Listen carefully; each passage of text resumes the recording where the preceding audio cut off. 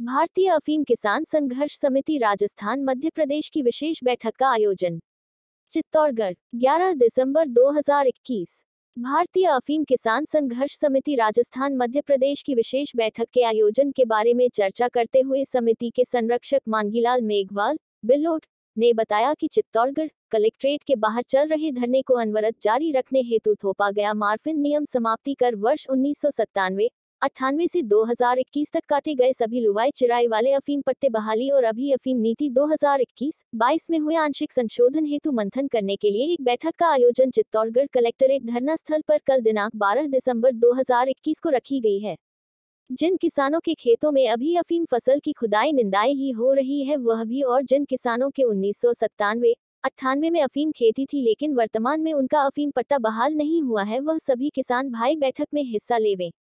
Mangilal Meghwal ballot ने सभी किसानों से निवेदन किया है कि माननीय प्रधानमंत्री से मुलाकात और 1,60,000 किसानों को परंपरागत अफीम खेती के लुवाई चिराई के अफीम पट्टे बहाली सहित अफीम किसानों की 5 सूत्री मांगों का मांग पत्र भारत सरकार तक पहुंचाने की रूपरेखा हेतु अति आवश्यक बैठक बुलाई गई है, अतः सभी किसान भाई अपना कीमती समय निकाल करके अवश्य पहुंचे।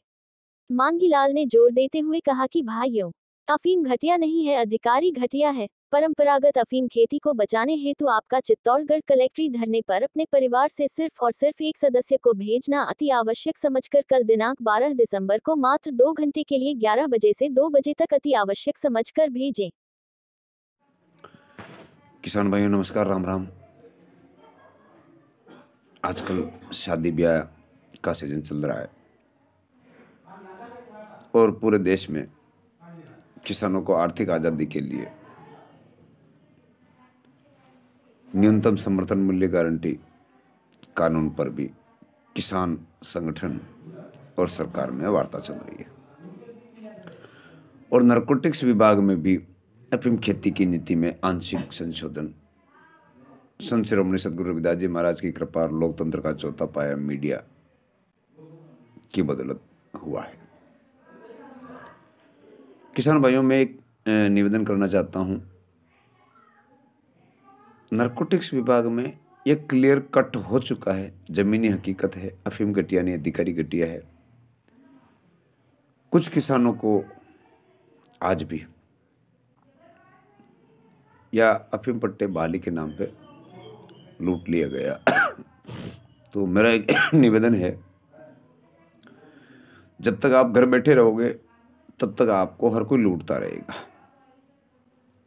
आ रहा है उस पट्टे का 1 रुपया नहीं लगता, नहीं आ रहा है उस पट्टे का 1 करोड़ रुपया दो तो भी पट्टा नहीं आएगा।